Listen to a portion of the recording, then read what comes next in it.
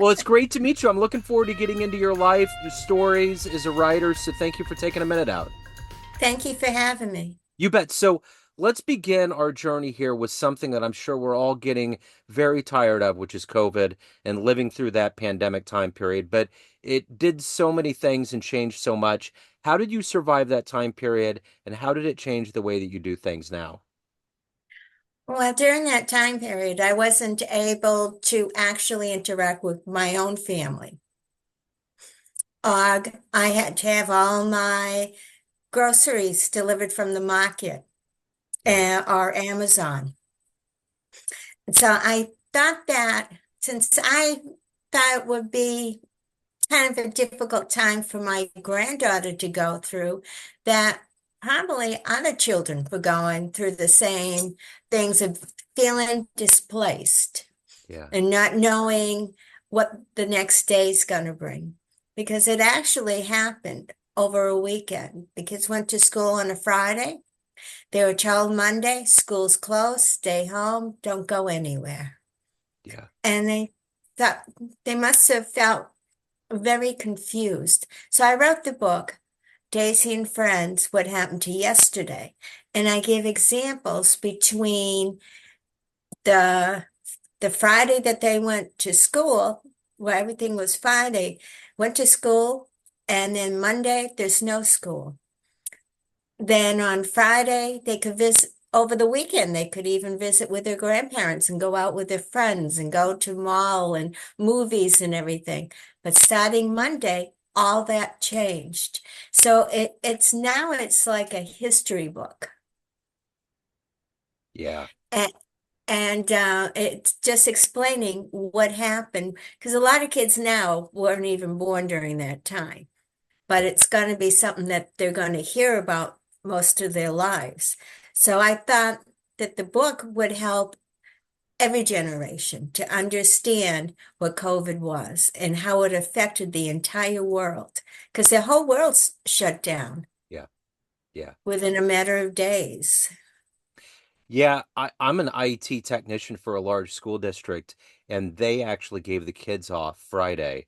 For some reason, the district did it, but I was an essential worker, so we started cleaning all of our devices and going into those rooms because the same thing happened. The kids, they couldn't come back. I think Right. maybe we had spring break the week after that. But at any rate, it looked like the rapture happened. There was still pencils all over the table and, glue sticks without lids on it. Like no one knew what was going on. The Right. rumblings at that point of something coming was different from the fact that all of a sudden they just announced that it's over with and we're closing down. So, what a strange time period. I did actually see a book, an illustrated book. One of my guilty pleasures is to go to Dollar Tree, and they always have those out of print books, or they did too much or it didn't sell. And I saw a book in there, and it was about how everything was empty and people were walking around the person in the book and no one was around it. It was a very eerie time, especially I'm sure in big cities like Boston and New York that are usually teeming with people. It had to be very eerie, you know. It was. I'm over by the University of Connecticut stores. Yeah. And I would be able to walk my dogs there every day because it was deserted. There wasn't one person in the whole campus. And I kind of had it by myself, and I felt like I was in a ghost town. Yeah. Because you couldn't see anyone, you couldn't talk to anyone, the stores were all closed. I So it was an unreal world. I kept waiting for Rod Serling to pop up somewhere and say, "Welcome to the Twilight Zone." Some Right. It was just Don't like he's gonna pop up somewhere and just give us narration for what we're doing right now. Um, Yes. Don't so touch your vertical, horizontal. yeah, uh-huh. So let's get to the heart and soul of what you do for a living right now on a daily basis. I'm going to put you in front of a bunch of third graders at career day. One of the kids looks up and says, "Hey, what do you do for a living?" How do you answer them? Well, I'm actually retired. I was a co-owner of Kids Express Learning Center. It was it wasn't your average daycare center. We worked very closely with the school system. And whatever the kids needed to know by the time they went to kindergarten from the preschool program, they already knew. And the kids at our facility never had to have the pre-kindergarten interviews because the teachers would come in, sit through a circle time and say, yes, they're ready. And then for the after school kids, we would have them full time on holidays, vacations, and of course, summer vacation. And I would have their curriculum individually written. I would do it myself. If someone was in first grade, but they were struggling a bit and needed refreshing of kindergarten, I gave them that program. Yeah. If they were fifth grade, but they were actually on a seventh grade level, I would give them that curriculum. So I knew all our kids very well, and I was able to meet all their needs. So talk to me a little bit about what you wanted to be in the third grade. Was it always teaching? What was your dream? Actually, I started out in insurance companies. Okay. I went from insurance companies in Boston, in Quincy, Mass, and then to Travelers in Hartford. Okay. I didn't expect to be in the teaching mode at all. When my oldest son was born, I stopped working. And then my second son was born, and I decided, well, the first one's in school. The second one I can take to a daycare with me and start teaching. And that's how I started. Just being able to go to daycare centers that would accept my son as a student and me as a teacher. And that's how it all started. And eventually I opened my own. So talk to me a little bit about what take me back to your childhood. What were some of the seeds, the foundational seeds that were planted into you that made you get into insurance and teaching and eventually writing? How did all of this kind of take root and become who you are? Well, when I growing up, ev- most of my family are attorneys or in teaching profession. So and I'm the youngest. So I just grew up around education, lots of education. And I got as a senior in high school, I got a job before the senior year was over. So the school let me leave school and go to work full time because I was up on all my curriculum and my grades were great. So I actually left school 2 months early Wow. to go to work.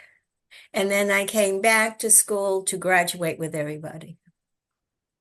So what was your favorite book? As an author, what was your favorite book growing up? My favorite book, Old Mother West Wind. Okay. It's a very old book, Uh-huh. but it was my favorite. So who's a hero? Who's been a hero or an inspiration for you in your life? Well, I think actually Dr. Seuss, I feel like is a hero Yeah. because he went through lots of struggles before he even had his first book published because no one would publish it. And it took years and years and years and determination for him to actually get a hard copy of his writings. And it seems like every child, at least in my generation, grew up with the Dr. Seuss books. Yeah. Yeah, learning to read, rhyming. They teaches you a lot of things that you don't realize because even though it's a silly rhymes, they're actually teaching a theory or how to behave and life skills. Absolutely. I had no idea. I've never really even thought or looked into his history about how hard that would be, but I can't imagine that publisher realizing that they had stumbled upon something as big as that. I mean, whoever took that on hit the lottery. Yes, they did. And probably his first publisher that turned him down Yeah. was very disappointed. Yeah, for sure, for sure. So let me ask you this: What is if you can meet anybody on the planet right now, anybody that you find fascinating, whether an author or otherwise, and you could spend some time with them, who would that be? Who would you love to meet and talk to? Let's see. I-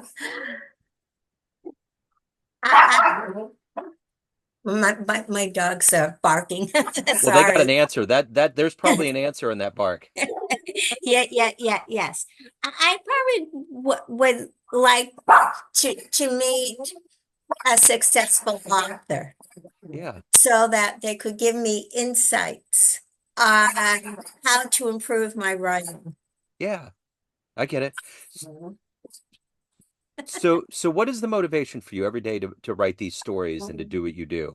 What is that that gets Well, you up?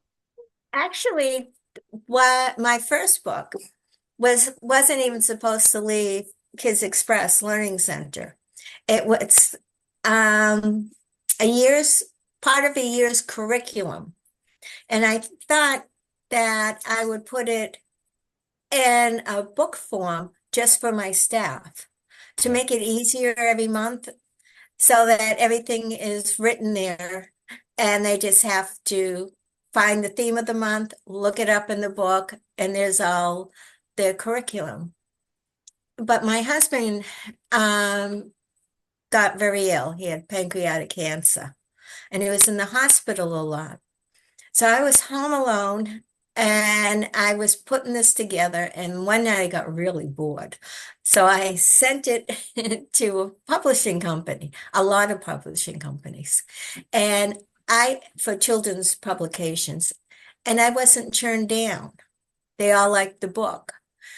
So I just chose to want a publisher that met my needs because at the time I was still working 60 hours a week taking care of my husband. I was the sole caregiver.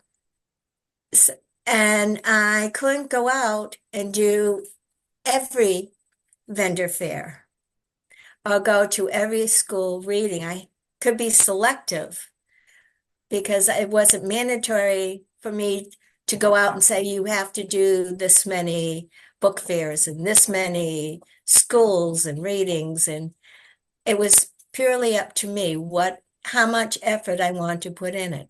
I did travel to schools throughout Connecticut and Massachusetts to read in the schools. And I did quite a few vendor fairs in my area that was some easy access for me to go to.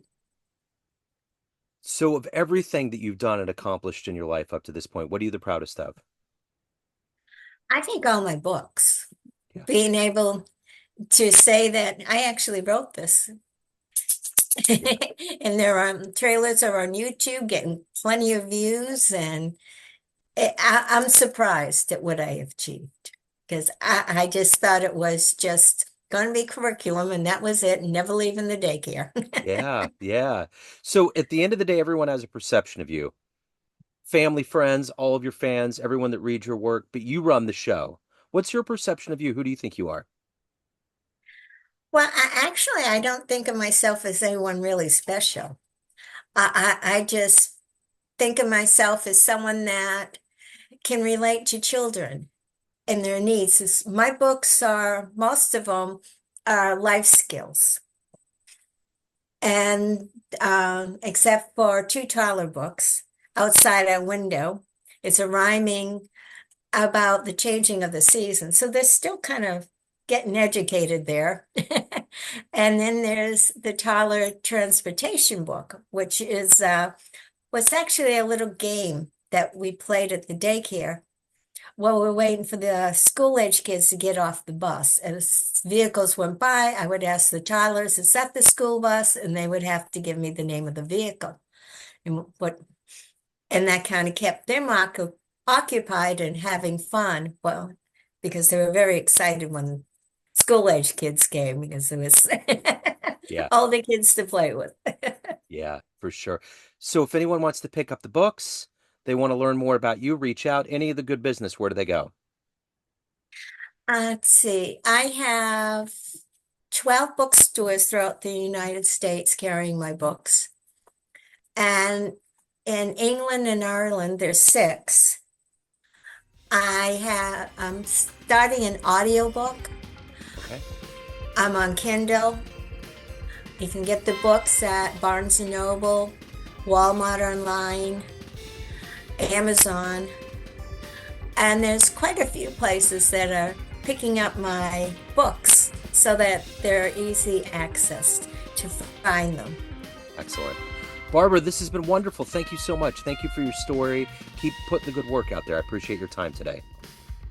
Thank you for having me. I enjoyed this. Yes, it was wonderful. Thank you. Take care.